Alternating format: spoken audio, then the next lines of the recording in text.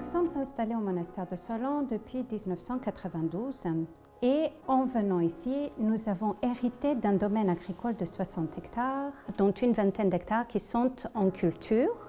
Des cultures que nous avons trouvées à notre arrivée ici, vignobles, vergers, châtaigneraies, nous avons rajouté une oliveraie et un jardin potager. Vu que nous avons hérité de ce domaine agricole, nous sommes finalement devenues des agricultrices et nous transformons les produits de notre domaine et les vendons directement. Nous faisons du vin, nous faisons des confitures, des pâtes de fruits, des sirops, des vins aromatisés, des conserves salées. Et là-dessus se rajoute un encens artisanal avec des essences de fleurs naturelles.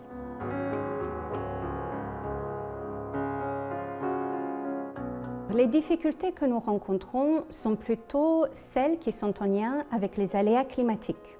Par exemple, l'année 2017 a été une année de sécheresse et de grande canicule où nous avons perdu 50% de notre production de vin. Il a fallu tout simplement remettre ça dans les mains du Seigneur et trouver d'autres moyens pour subvenir à nos besoins. C'est là que nous avons un apprentissage vraiment d'humilité, tout en sachant que finalement c'est le Seigneur qui va décider ce qu'il en sera. Dans notre démarche de choisir l'agriculture biologique, on savait que la terre ne pourrait pas nous enrichir, mais qu'elle peut nous faire vivre, qu'elle peut nous nourrir. Et notre but est de vivre dans une sobriété, ce qu'on va appeler aussi dans le monde orthodoxe, dans une ascèse, dans une recherche de mise en ordre de notre relation avec le créé, pour que tout serve à notre recherche de la relation avec le Créateur. La démarche du monastère, elle s'inscrit plutôt dans une démarche de gestion patrimoniale. Ça veut dire qu'on ne va pas s'occuper uniquement de nous, mais on va s'inscrire dans une durée, dans ce qu'on va laisser aux générations futures, dans ce qu'on va pouvoir léguer à ceux qui viennent. Comment on peut, nous, toute la création, toutes les créatures, aller ensemble vers le Créateur pour le louer et pour vivre dans la communion avec lui, ce qui est le but de notre vie. C'est la grande question de toutes les communautés monastiques, comment concilier effectivement le travail avec la prière. Nous avons l'impression que plus nous allons travailler, moins nous allons avoir de temps et de disponibilité pour la prière. Mais finalement, dans la tradition orthodoxe, nous avons la prière de Jésus qui peut accompagner chacune de nos activités, une prière incessante qui se dit à tout moment. Nous avons choisi le métier d'agricultrice. Et nous disons que dans l'agriculture, on ne peut pas compter ces heures, tellement elles sont importantes. Mais c'est notre objectif de faire de tout travail une véritable prière.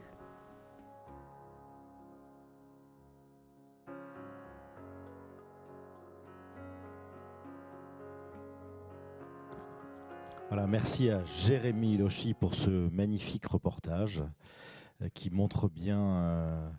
Eh bien, que tout travail est une prière. Alors, m'ont rejoint Isabelle Jonvaux, qui est sociologue des religions. D'ailleurs, elle a fait une thèse sous la direction de Daniel Hervé-Léger. Donc, vous avez de la voix, vous, aujourd'hui. Bien. Et vous enseignez le frais religieux dans les universités de France et en Europe. Et vous avez publié plusieurs ouvrages sur la vie monastique actuelle, économie, travail, internet, ascèse, de nombreux articles. Donc vous suivez bien et vous connaissez beaucoup de monastères en France, en Europe et aussi dans le monde, je crois. Hein, voilà. Frédéric Ball, qui est donc oblat de l'abbaye du Bec-et-Loing. Ce sont des bénédictins olivétains. Vous êtes un spécialiste des marchés pétroliers et vous avez... écrit 20 propositions pour réformer le capitalisme. Donc ça, on voit votre investissement au niveau de l'économie, l'entreprise au défi du climat, Et puis vous avez surtout, et c'est pour ça que vous êtes là aujourd'hui quand même, vous avez soutenu en 2018 une thèse au Centre Sèvres, un mémoire de maîtrise de théologie morale et pratique, entreprise d'église et éthique théologique. C'était de l'hospitalité du Nazaréen au patrimoine pour Dieu. Quels critères de discernement mobiliser? Donc voilà, vous connaissez la vie monastique et aussi le business. Voilà. Et puis Benoît Joseph Ponce, alors vous êtes ingénieur agronome, d'ailleurs comme l'était le père Emmanuel Marie. Vous étiez chercheur en microbiologie industrielle et vous avez été chef d'entreprise. Et puis, à travers tout ça, plutôt parallèlement, vous avez passé une licence en théologie et vous êtes docteur aussi en économie. Et je crois que vous avez une retraite bien active puisque vous avez fait une thèse sur l'économie monastique et vous avez notamment étudié une vingtaine de monastères bénédictins et cisterciens pour cette thèse. Donc voilà, 3 regards universitaires sur l'économie des monastères. Et Isabelle Jonvaux, alors voilà, à travers votre étude, ça marche comme ça, voilà. Qu'est-ce que vous retenez de la spécificité de la vie économique des monastères ? Alors, c'est une question très vaste et il est difficile en 10 minutes de résumer mes 500 pages de thèse, mais voilà, je vais essayer de soulever... On les mettra en annexe. Hein. Voilà. Soulever quelques questions, porter quelques idées sur voilà, la manière dont les monastères vivent leur économie aujourd'hui et surtout la manière dont l'économie, je pense, peut être un vecteur de communication entre le monastère et le monde. Alors, il est important de rappeler, effectivement, comme on l'a vu aussi dans le film qu'on vient de voir, que l'intégration du travail et de l'économie dans la vie monastique a toujours été une tension, et ce, dès l'origine du monachisme dans les déserts de Syrie et d'Égypte. Et donc, les moines et moniales développent différents types de stratégies pour pouvoir intégrer l'économie dans la vie monastique et de vivre le travail comme prière, et aussi une manière de se dire on peut finalement vraiment intégrer les deux, parce que il ne faut pas oublier que l'économie est nécessaire à la vie monastique. Il ne peut pas y avoir d'économie, il ne peut pas y avoir de vie monastique quelque part sans économie. Tout l'enjeu est de trouver le juste équilibre. On pourrait faire une courbe économique que une certaine réussite économique, une certaine rentabilité est finalement nécessaire pour avoir une certaine qualité de vie monastique, de vie spirituelle. Et si on se souvient, en 1950, le pape avait écrit une lettre apostolique Sponsa Christi pour réagir par rapport à la grande pauvreté observée dans les monastères féminins. Et pour lui, cette pauvreté ne permettait pas de vivre une réelle qualité de vie monastique, et il avait encouragé les moniales à trouver des types de travaux productifs. Donc il y a vraiment ce besoin de vivre une certaine rentabilité économique pour ne pas être préoccupé finalement par ces questions matérielles. Mais si je poursuis la courbe, si la rentabilité économique, si la réussite économique devient trop importante, elle peut préoccuper aussi d'une autre manière la communauté ou chaque moine, et avoir un effet négatif aussi sur la vie monastique. On a vu des exemples dans l'histoire d'abbayes qui ont une réussite économique grandiose et qui ont vécu ensuite un déclin religieux. Et je pense aussi que chaque frère et chaque sœur le vit personnellement dans son cœur, cette tension de trouver le juste équilibre dans sa vie de travail, dans son activité économique, pour pouvoir avoir la meilleure qualité de vie religieuse. Et on a par exemple en France des monastères qui vont décider de vendre des activités économiques qui fonctionnent trop bien parce que finalement elles prennent trop de place dans la communauté. Ou des exemples de communautés qui vont décider de ne pas répondre à toute la demande qui est faite pour leurs produits, par exemple venant de la grande distribution, parce que ces communautés considèrent que cela pourrait altérer leur qualité de vie monastique. Donc l'idée principale est bien que l'économie monastique demeure au service de la vie monastique et pas l'inverse. L'économie n'est jamais un but en soi dans la vie monastique. Un moine belge d'une communauté trappiste qui possède une grande brasserie me disait « Il faut que ça reste une abbaye avec une brasserie et pas une brasserie avec une abbaye ». Voilà, mais pour être viable, l'économie monastique doit aussi jouer le jeu de l'offre et de la demande et doit se trouver une place sur le marché, ce qui n'est pas toujours évident. Il faut aussi trouver le créneau qui va faire qu'il y aura des clients potentiels pour acheter les produits. Sinon, le monastère ne pourra pas subvenir à ses besoins.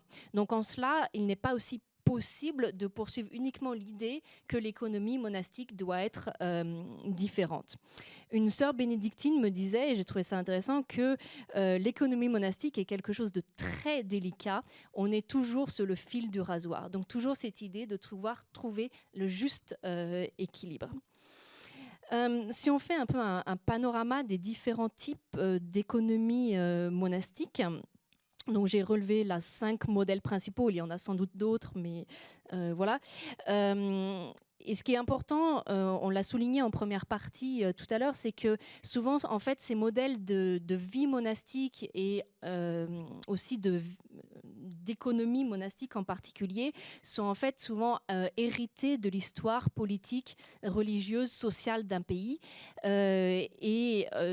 Chaque histoire va produire en fait un type de vie monastique et d'économie monastique. Et contrairement souvent à ce qu'on pourrait penser de l'extérieur, mais vous le savez bien sûr mieux que moi en tant que moine zémonial, finalement les enjeux, les éléments principaux de l'économie monastique ne sont souvent pas le fruit de décisions réfléchies des communautés religieuses, mais souvent héritées de toute cette histoire, comme Daniela Vieux-Léger l'a très bien montré dans le cas de la France, mais France qui est, il faut souvent le garder en tête, un cas particulier dans l'Europe et dans le monde.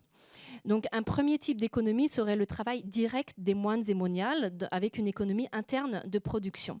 Et donc ça, la France illustre particulièrement bien cette catégorie, puisque dans la plupart des monastères, la majorité de la plus grande partie des revenus provient directement du travail des moines zémoniales. Un deuxième type d'économie serait une économie d'activité extérieure ou d'activité externalisée, où les monastères en fait ont des entreprises à l'extérieur du monastère où travaillent des laïcs, où on possède par exemple une marque et reçoivent les dividendes à partir de cette marque. On a par exemple ce modèle notamment en Belgique où des monastères pour la moitié de leurs revenus proviennent de ces dividendes.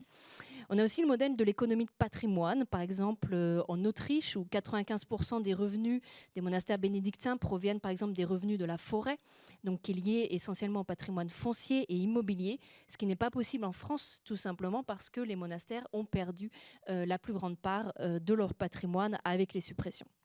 On a ensuite l'économie du don, qui serait un modèle économique où les monastères vivent principalement des dons, qu'on trouve très peu en Europe, mais qui concernent essentiellement souvent des communautés récentes, nouvelles, qui ne sont pas encore autonomes sur le point de vue économique, que j'ai pu notamment rencontrer en Afrique.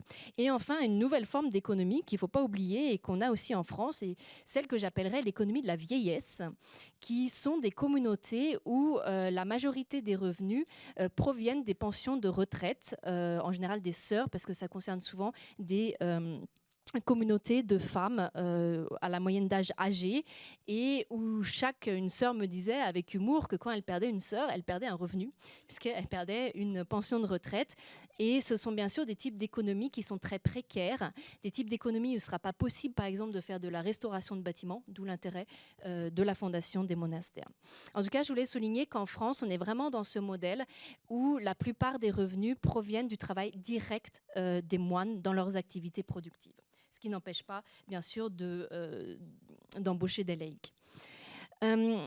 Donc, on est bien dans l'idée, dans la vie monastique, de dire qu'on veut vivre l'économie de manière différente pour pouvoir la vivre de manière intégrée vraiment à la vie monastique, mais ce n'est pas possible, comme je le disais, de la vivre aussi de manière totalement différente, puisqu'il faut pouvoir s'intégrer sur le marché. Un moine me disait, par exemple, qu'il trouve très beau d'avoir plein d'utopies économiques, mais personnellement, il ne partage pas du tout ce genre d'utopie. On observe aujourd'hui un succès en fait en France des produits monastiques parce que finalement ils correspondent aussi à des attentes de la société actuelle concernant notamment un type de consommation alternative lié à des qualités telles que donc effectivement le produit de qualité, le produit de tradition, le produit naturel, l'idée d'authenticité qui va être d'autant plus importante dans le monde monastique qu'on va avoir confiance en les producteurs. On va avoir confiance que ce que les moines écrivent sur leurs produits est vraiment vrai, sont les vrais produits. Il y a ce rapport personnel au producteur qui va être très important, ce qui signifie aussi que les attentes, en fait les exigences de la société sont très fortes par rapport à ces produits monastiques et que les clients vont être très déçus, par exemple, s'ils vont se rendre compte qu'un produit dit d'abbaye, en fait, n'est pas produit par la communauté. Il y aura un sentiment de trahison qui sera très fort. Donc c'est très important, cette image monastique a une grande valeur aujourd'hui sur le marché en tant qu'image marketing que des entreprises laïques vont essayer de récupérer pour s'associer aussi cette image de qualité et de tradition qu'on trouve sur le marché de la bière belge par exemple ou du fromage en France, typiquement le Chaussée et Moine, et d'où l'idée de créer la marque monastique. Un autre point intéressant est la manière dont l'économie monastique peut être relue aussi aujourd'hui en termes d'économie durable, qui est un terme totalement moderne et à la mode. Cette idée d'économie durable, en fait, on peut la lier à une caractéristique de la vie monastique qui est définie par le vœu de stabilité. Cette idée de s'ancrer dans un lieu sur un temps très long, comme on l'a vu tout à l'heure, et de pouvoir mettre à profit aussi tout l'environnement naturel du monastère pour subvenir à ses besoins de la meilleure manière possible et en respectant le plus possible cet environnement. Et donc, ce qui est intéressant aujourd'hui, c'est que certaines caractéristiques en fait de l'économie monastique vont être relues avec d'autres termes. Donc, ces termes de durabilité, d'écologie. Un moine français me disait un jour que leur activité de production d'électricité, au début, n'était pas pensée en termes écologiques, mais qu'aujourd'hui, ils vont utiliser ces termes d'écologie, d'énergie durable, énergie verte, parce que c'est ce qu'attend la société. Comme on l'a dit, donc, le monastère a une vision à très long terme et donc c'est une entreprise aussi qui va se baser sur le temps long, ce qui va permettre notamment des investissements humains en termes de formation, des prises de risques différentes, des innovations. Et on voit par exemple en Europe toutes ces innovations liées à l'écologie où souvent les monastères sont pionniers dans une région, mais j'ai pu observer en Afrique aussi le rôle énorme de développement que jouent les monastères encore aujourd'hui.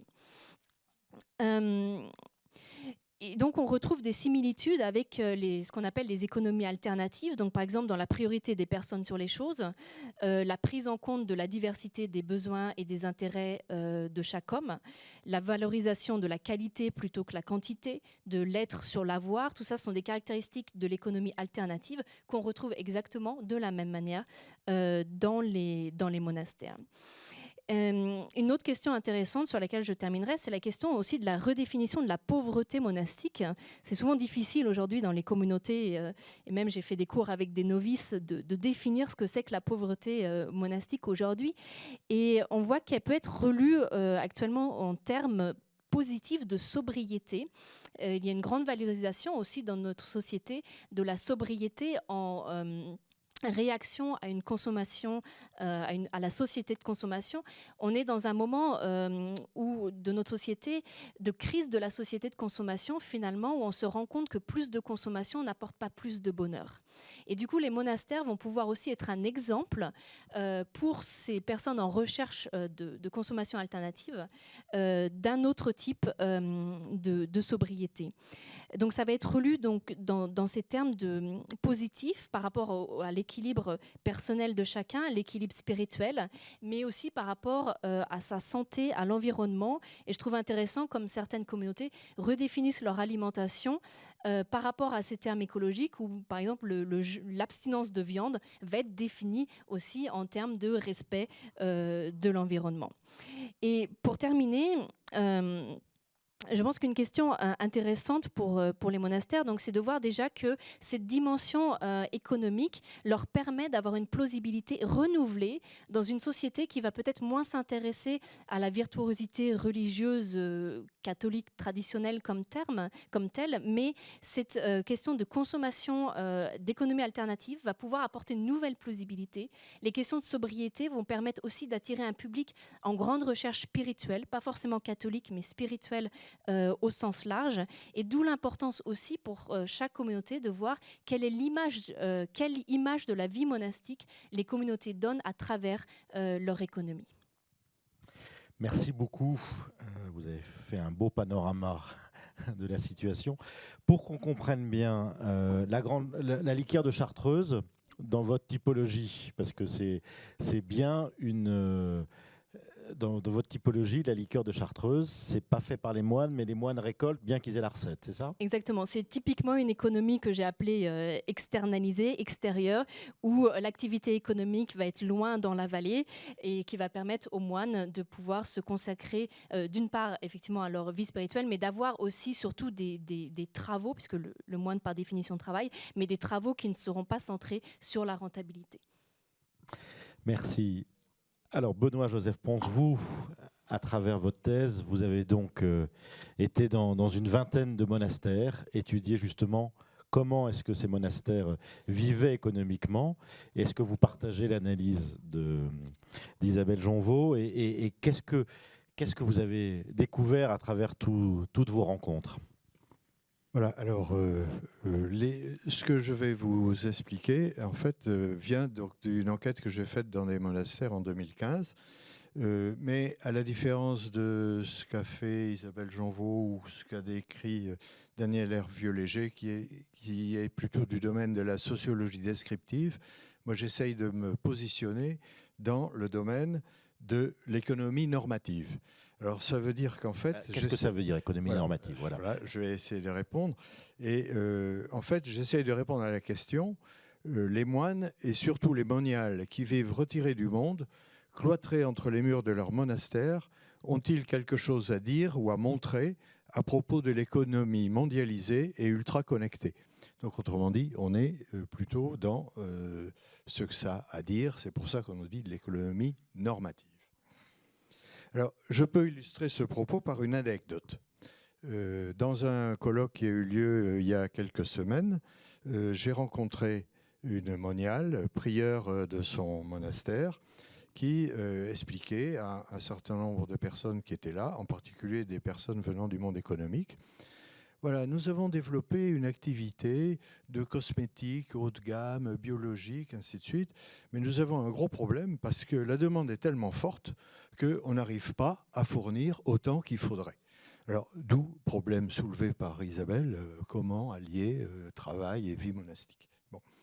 Alors, les économistes qui étaient là ont dit, bon, finalement, la solution est très simple, vous avez qu'à augmenter vos prix. Bon. Et en fait, la prieure a pris la parole pendant le colloque un peu plus tard. Et en fait, ce n'est pas du tout ce qu'elle a fait. Au contraire, ce qu'elles ont fait, elles ont dit, on va partager notre activité avec d'autres communautés monastiques qui sont en quête d'activités rentables pour arriver à se nourrir. Donc, autrement dit, au lieu de prendre la solution typique des économistes dominants, basés sur l'intérêt individuel et la compétition, elles ont choisi la solution de la solidarité et de la coopération. Voilà. Et donc, je pense que c'est un petit exemple, mais qui montre ce que l'économie monastique peut enseigner au monde économique. Alors, je vais vous parler maintenant de la sobriété heureuse dans le domaine monastique. Alors, le concept de sobriété heureuse est un concept qui est généralement attribué à Pierre Rabhi, qui l'a développé. Dans les entretiens que j'ai réalisés, par exemple, un moine m'a dit En tant que moine et en tant que chrétien, je me retrouve très bien dans cette démarche de sobriété heureuse. Ce thème de la sobriété rejoint quand même un point fondamental de la vie monastique, et je dirais aussi de la vie chrétienne.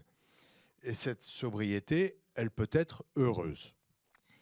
C'est d'ailleurs un message qui est assez permanent dans les entretiens que j'ai réalisés. Les moines que j'ai rencontrés, et les moniales, me disent « nous sommes heureux dans notre vie ». Alors, cette situation est intéressante parce qu'elle dit beaucoup de choses.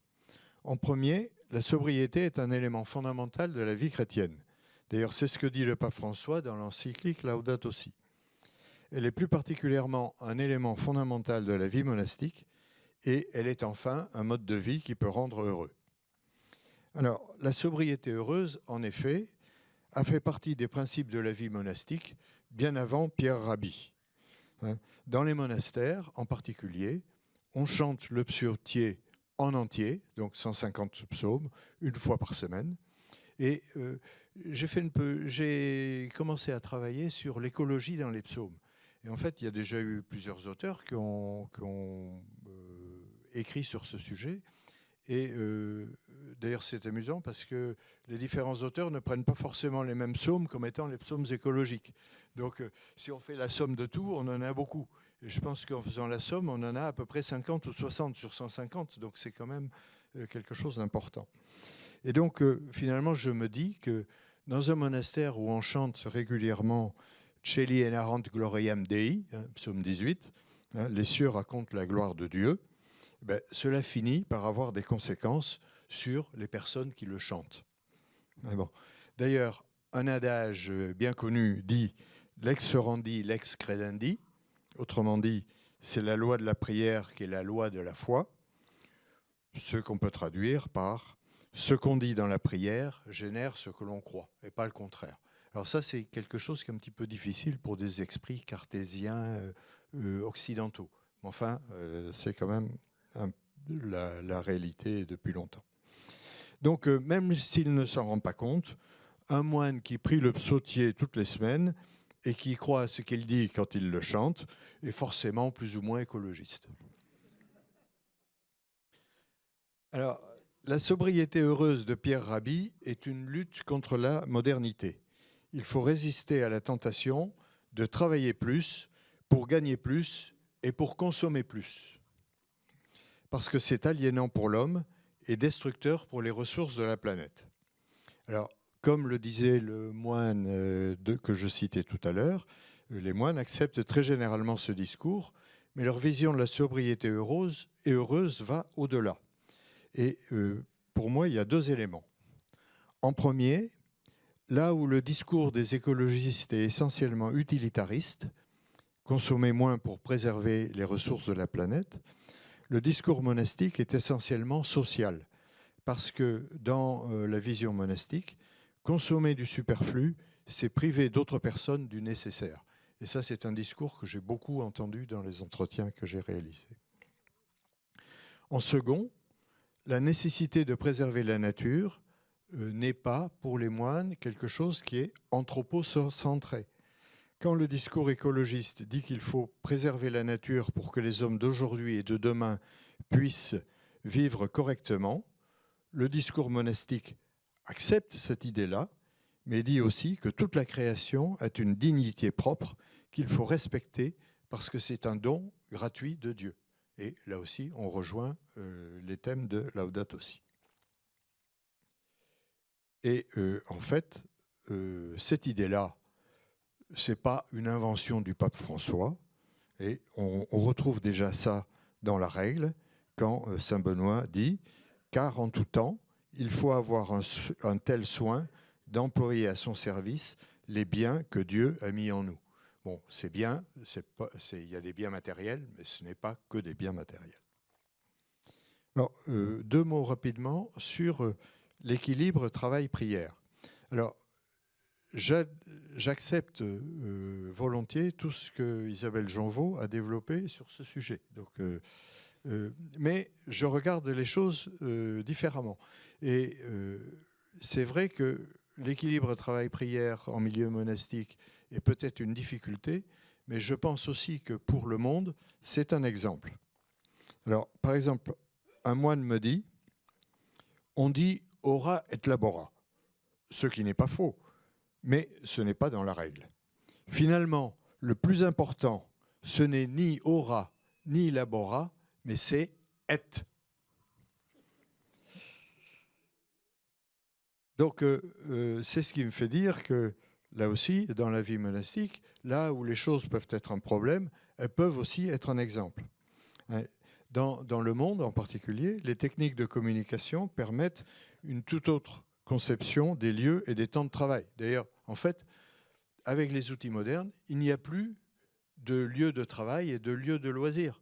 Avec les téléphones portables, les ordinateurs portatifs, on peut travailler à la maison. Quand on est au travail, on est joignable par sa famille. Enfin, bon, voilà. Donc, il n'y a plus de séparation entre le temps de travail et le temps de loisir. Et moi, il y en a quoi ? Il y en a un qui peut coloniser l'autre très facilement et faire que soit on ne sait plus où on est, soit on est en totalité dans le loisir, soit en totalité dans le travail. Bon. L'exemple monastique, c'est que la structure de lieu et de temps pour la prière et le travail sont parfaitement déterminées. Donc il y a la cellule, il y a la chapelle, il y a l'atelier où on travaille, il y a le réfectoire où on se nourrit. Ensuite, il y a des moments qui sont attribués à chaque activité, réglés par la cloche. Il y a eu une étude très intéressante sur le rôle de la cloche dans la société depuis le Moyen-Âge. Bon, ça vaut la peine d'être vu. Et en tout cas, voilà, je pense que travail-prière, c'est un problème, mais c'est aussi un exemple. Donc, sur la base de quelques petits exemples, j'espère vous avoir montré que l'économie monastique est bien une économie alternative, c'est-à-dire une pratique qui remet en cause les principes qui sont considérés comme généraux dans l'économie pour fonder des pratiques plus justes pour l'ensemble de l'humanité. Et c'est une pratique qui peut rendre heureux. Merci beaucoup. Alors Frédéric Ball, vous aussi, vous avez scruté les monastères. Et en tant qu'oblat, vous connaissez bien aussi la règle monastique. Donc dites-nous un petit peu comment est-ce que vous percevez aussi le rôle et la nécessité du travail dans les communautés monastiques. Alors je vais prendre un peu la casquette de l'empirique de service, qui a cheminé un petit peu avec la règle de Saint-Benoît, puisque j'ai eu la chance qu'on m'invite à franchir la porte de l'abbaye du Bec-et-Loing en 1970, et donc de cheminer au fil des ans et des cheveux qui blanchissent, en découvrant à chaque fois des choses nouvelles. Plutôt que de répondre tout de suite à la question place du travail, je voudrais partager avec vous quelques réflexions sur l'un des enjeux de l'activité économique d'une communauté religieuse. Ces réflexions me sont venues, alors que je faisais mon petit travail de mémoire de théologie, en septembre 2017, lorsque je suis revenu au Bec pour un événement public. Il s'agissait de l'inauguration de la porterie médiévale et du logis abbatial qui avait été restauré.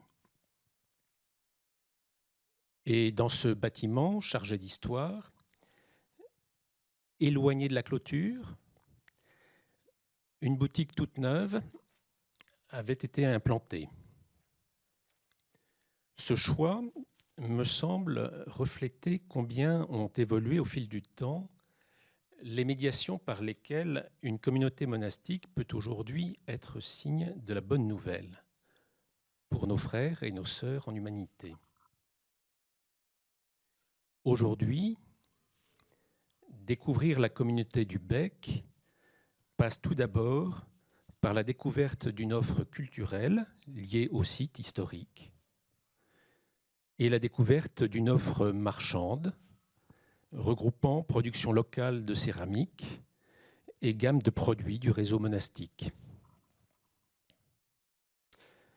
À cela s'ajoute, mais simplement pour ceux qui désirent faire un pas de plus, une offre de services liturgiques, ce que les sociologues qualifieraient d'offre de produits religieux.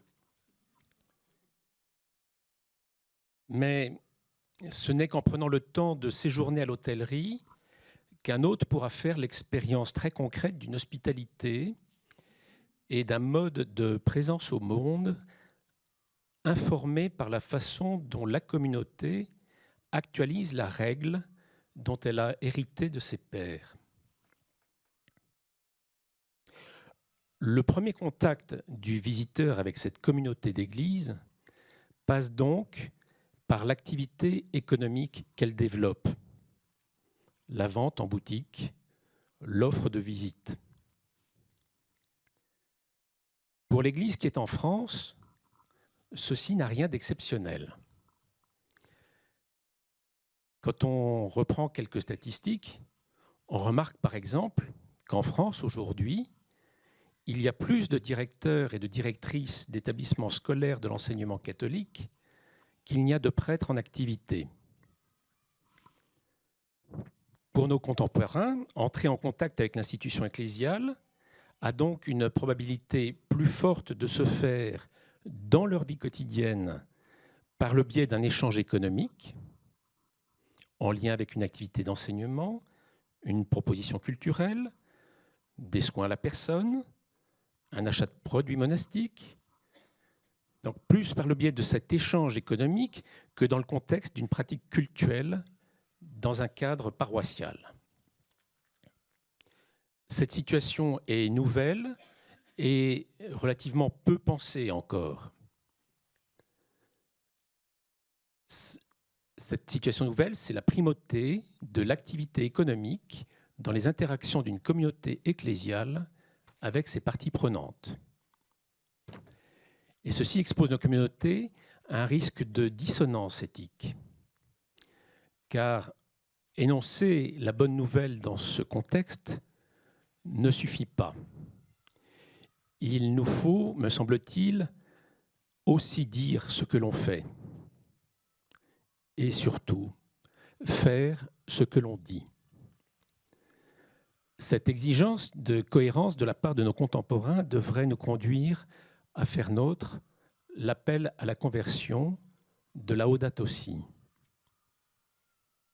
J'ai présent à l'esprit, par exemple, que le Bec et Loing est beaucoup plus connu aujourd'hui du public pour sa ferme qui propose des formations de permaculture que pour la présence d'une communauté de sœurs et d'une communauté de frères. Être cohérent suppose aujourd'hui que l'ensemble de nos entreprises d'église, me semble-t-il, intègrent à leurs pratiques économiques le soin de notre maison commune auquel notre leader nous invite. La diversité des modes de réception de la règle de Saint-Benoît est une richesse à notre disposition pour adresser ces questions en Église. Et au-delà, pour repenser le rôle de l'économie dans notre société. Les moines et les moniales dont les rencontres m'ont marqué ne cherchaient pas à être des héros du sacré, ni des champions de l'ascèse.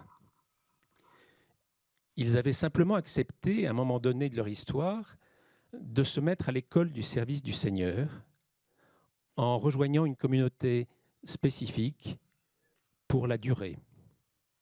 Accepter donc de vivre dans le temps présent de l'accueil de l'aujourd'hui de Dieu qui conduit à faire de son travail un temps d'oblation. Entre la louange du matin, Seigneur, ouvre mes lèvres, et l'offrande confiante du soir. Maintenant, tu peux laisser s'en aller ton serviteur en paix, car j'ai vu ton salut. Avec pour seules armes la pauvreté, l'obéissance, l'humilité et les règles de gouvernance qui en découlent pour ces entreprises d'église qui nous invitent, à leur suite, à poser un autre regard sur le monde, à mettre le patrimoine pour Dieu de la création au service de l'hospitalité et non de l'appropriation, et à entendre la question du Seigneur à Caïn: qu'as-tu fait de ton frère? Merci pour ce troisième regard. Ce qui est intéressant, c'est que vous êtes complémentaires tous les trois, et en même temps, une question. Isabelle parlait du succès, de l'image du produit monastique. Hein, le chaussé aux moines est peut-être le meilleur exemple, et en plus, il n'est pas monastique. Voilà. Mais par contre, cette image d'authenticité, d'honnêteté, est-ce que c'est un atout pour les communautés, ou est-ce que c'est une difficulté d'avoir, entre guillemets, dans le terme marketing, on dirait, de répondre à cette promesse? C'est une bonne question. Je pense que c'est les deux à la fois. C'est autant un atout parce que cela permet aux communautés actuellement tout simplement de pouvoir subvenir à leurs besoins en vendant ces produits et en trouvant de nouveaux créneaux, parce qu'il faut renouveler aussi régulièrement l'offre des produits monastiques. D'une part parce que la demande change. Par exemple, quand on voit tous les produits les travaux de couture des moniales, sont des produits qui sont globalement en baisse dans la demande, et que les sœurs aussi, l'autre dimension, c'est que les sœurs qui entrent ne savent plus forcément faire ce type de travaux. Aussi l'attente de ceux qui entrent, de quel type de travaux on va leur proposer. Alors, je fais une petite parenthèse. Je reviens à mon émission, excusez-moi, mais le site internet de l'émission a été fait par le Carmel de Missy à Orléans. Et je suis allé voir les sœurs qui s'occupent de refaire le site, et la prieure m'a dit, je lui ai posé la question, mais comment est-ce que vous en êtes venu à vous mettre à Internet? Et elle m'a dit, ah mais je préférais, on a plein de jeunes sœurs recrues, et je préférais leur mettre une souris dans la main qu'une aiguille. Voilà.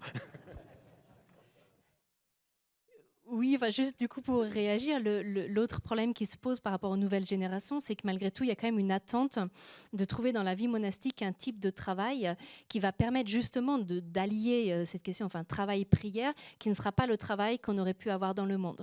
Donc il peut aussi y avoir des déceptions par rapport à un travail qui va être trop informatique. Donc trouver le juste équilibre de quel type de travail va me permettre de vraiment réaliser ma vocation monastique. Par rapport au marketing monastique, le problème est que du coup, inversement, les exigences de la société vis-à-vis des monastères sont très très fortes dans ce que les monastères vont proposer comme type de produit, comme qualité de vos produits, et la société ne va pas hésiter à se faire juge des produits monastiques et à décider elle-même ce qui est monastique ou pas. Certains produits sont aussi sur ce fil de rasoir. Justement, on parlait de monastique, de cosmétique. Jusqu'où est-ce que le produit de cosmétique va vraiment être correspondre à l'image monastique ou pas, d'où l'idée aussi de les redéfinir en termes de produits d'hygiène, pour ne pas rentrer dans un créneau qui va être un créneau aussi peut-être de luxe. Il y a aussi ce danger de rentrer dans le luxe.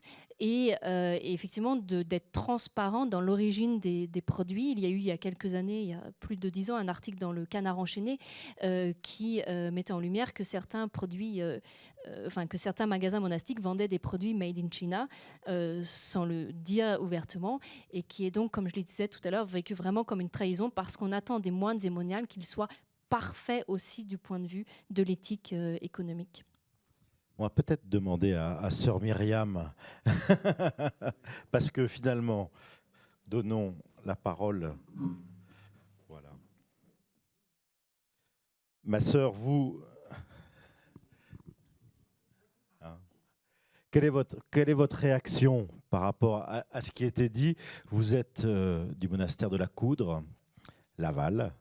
Hein, oui, ça marche. Quelle est votre réaction par rapport à ce que vous avez entendu, et justement sur l'utilisation de cette marque monastique, qui est aussi une promesse que c'est bien fait par un monastère, et en même temps l'enjeu de la qualité? Comment est-ce que vous vivez ça? Eh bien, j'avoue que je me suis bien retrouvée dans ce que vous avez dit tous les trois avec un angle d'approche différent. Par rapport à la marque, eh bien, moi je suis bien placée pour en parler puisque Chaussée aux Moines a complètement fait crouler notre économie il y a 25 ans avec leur marque. Ils étaient venus nous visiter et ils ont copié notre fromage et est sorti Chaussée aux Moines. Et c'est à partir de ce moment-là qu'on a commencé à chercher une façon de se défendre par la marque monastique. Il y avait une grande confusion car Chaussée aux Moines était fabriqué à Cran, à côté de chez nous. Et on ne pouvait pas contester la marque puisque le lieu-dit était Chaussée aux Moines. Et si bien que dans les magasins de Laval, quand j'allais moi-même, j'étais économe à ce moment-là, quand j'allais moi-même vendre nos propres fromages, il y avait des gens qui me disaient « On prend votre fromage, ma sœur », mais c'était Chaussée aux Moines. Alors maintenant, les autres dimensions sont quand même intéressantes. La véracité du produit, le bon produit, c'est tout à fait juste. Je crois que les gens attendent que nos produits soient bons, vrais, fabriqués par nous de préférence. Mais il y a autre chose qui m'a beaucoup intéressée aussi en vous écoutant. C'est pas non plus l'économie qui dit ce qu'est un monastère. Ça peut être la porte d'entrée, mais il faut aussi qu'on vive autre chose. Et on est toujours là sur une ligne de crête, à la fois exprimant ce qu'on vit et en même temps en ayant une production qui va faire vivre la communauté au rythme de la communauté et avec les forces de la communauté existante. Merci, ma sœur. Benoît, Joseph et Frédéric, quand vous entendez la sœur, il est important de travailler pour se nourrir, mais en même temps, il y a la problématique de cette vie rythmée dans la vie monastique, entre le travail, la prière, le repos. Jusqu'où on peut aller dans le travail pour ne pas empiéter sur les autres? C'est justement l'art monastique. Mais justement, ça ouvre peut-être à une idée aussi. C'est dans l'économie monastique, il y a ce que j'appelle l'économie externe. Donc, c'est les magasins de monastères, par exemple. Et puis, il y a l'économie interne, et qui est la manière dont les moines se répartissent les biens qu'ils ont produits et comment ils vivent entre eux. Et à mon sens, ce qui est intéressant dans l'économie monastique, c'est l'économie interne, beaucoup plus que l'économie externe, même si l'économie externe est la voie d'accès, comme vous l'avez bien dit, pour les gens de l'extérieur. Et cette économie interne, elle se caractérise par deux éléments. Le premier, c'est la désappropriation. Donc aucun moine n'est propriétaire des biens matériels qu'il utilise. Mais ça touche aussi les biens immatériels. Ça veut dire qu'aucun moine n'est propriétaire de sa fonction dans le monastère.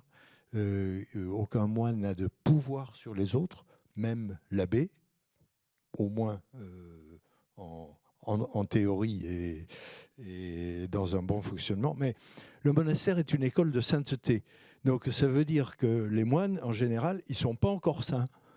Donc voilà, il y a des choses qui se passent bien, des choses qui se passent moins bien. On en rencontre. Il doit y en avoir. Enfin, bon, voilà. Et donc la désappropriation de biens matériels et des biens non matériels et l'économie des besoins. C'est-à-dire on distribue à chacun selon ses besoins et non pas de façon égalitaire entre tout le monde. Voilà. Donc Saint Benoît dit tout est commun à tous, l'abbé donne aux moines ce qui est nécessaire. Voilà.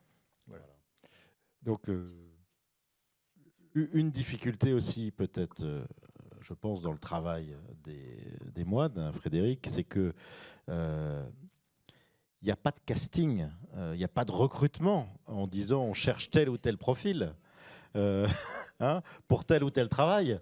C'est les membres de la communauté qui travaillent là, non? Là, on est loin de l'entreprise. Eh bien, pas tant que ça. Parce qu'on n'a pas choisi nécessairement non plus ses collaborateurs et ses collègues. Ils ont été quoi? Non, non, justement.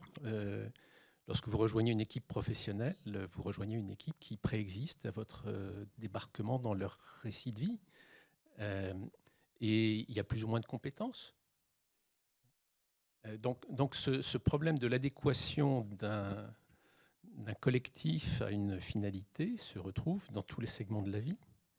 Et c'est pour ça que j'ai beaucoup de mal à rentrer dans une réflexion qui serait spécifique sur une distorsion entre activité de travail et prière au sein du monastère. Est-ce que finalement cette question d'équilibre, elle ne nous habite pas tous dans notre quotidien? Qu'est-ce qui fait que nombre de jeunes avec qui nous sommes en contact dans un projet qui s'appelle Campus de la Transition, nombre de jeunes sortant d'un parcours d'études supérieures, 5 ans post-bac, stage de fin d'études fait pendant 6 mois dans une grande entreprise, disent « je me suis trompé, toutes ces études me conduisent à faire des choses que je n'ai pas envie de faire ». Vous voyez ? On a un problème de sens, de cohérence entre cette pratique de l'économie et la finalité de nos vies. Et donc la question qui s'expérimente, j'aime bien cette image de laboratoire du monastère. La chance du monastère, c'est de donner le temps du présent, du quotidien, pour expérimenter la réponse à ces questionnements-là. Alors que l'utilitarisme dominant de nos sociétés ne nous laisse pas le temps. Mais pourtant, les questions sont les mêmes. Nous n'avons pas choisi nos équipes. Nous n'avons pas toutes les compétences. Nous sommes soumis à des stress. Comment, aujourd'hui, être en face du Père et rendre grâce pour tout ce qu'il nous donne? Merci, ça va être la phrase de conclusion de notre table ronde. Merci à tous les trois.